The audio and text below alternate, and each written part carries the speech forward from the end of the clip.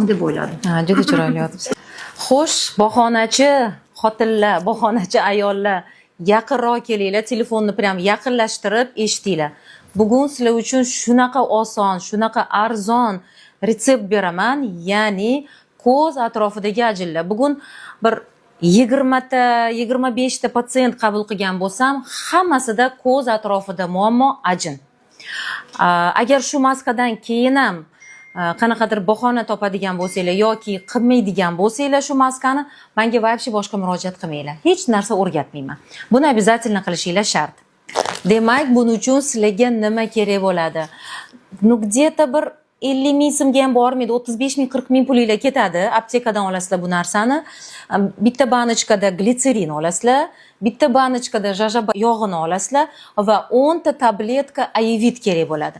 Yarimta glitseringa yarimta jajabani qo'shasizlar.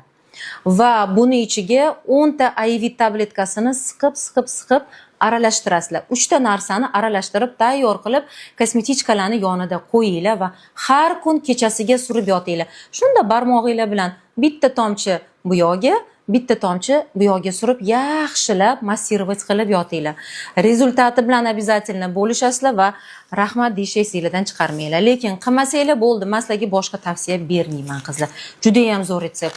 Ajinlar ham yoyiladi, ko'z atrofi namlanadi. Вообще ko'z atrofidagi quruqlik, barcha muammolar yo'qoladi. Maza qilasizlar. Ishlatinglar.